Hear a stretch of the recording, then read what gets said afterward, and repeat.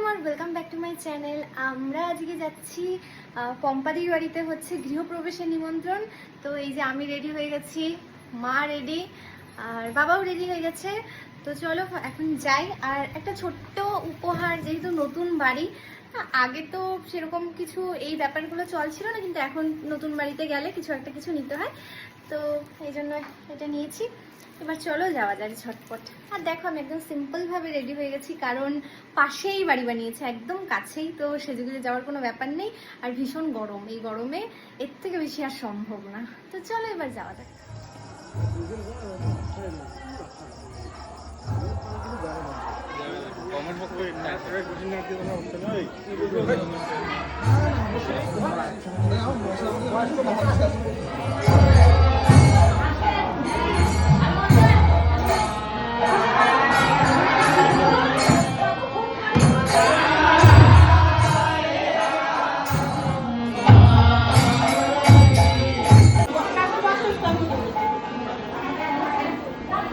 তো ফাইনালি পম্পাদির বাড়িতে পৌঁছে দেখলাম যে বাড়িটা ভীষণ সুন্দর বানিয়েছে।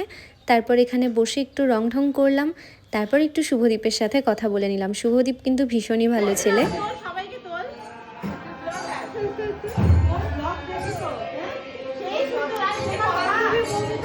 হ্যাঁ হ্যাঁ, মমিতাকে চেনো? মমিতা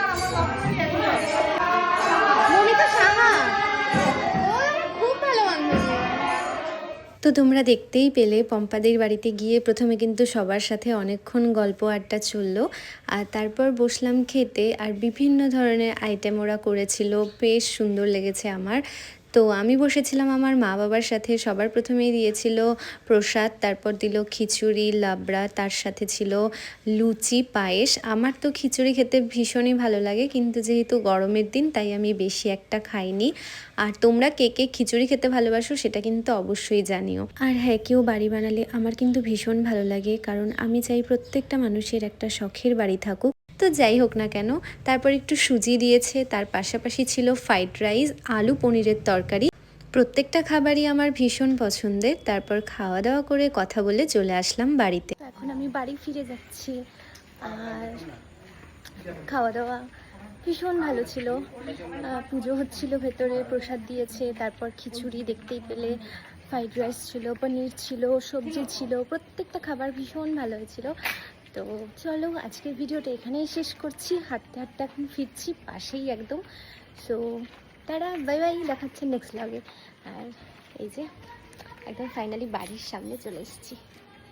এটা আমার প্রিয় বাড়ি। চলো।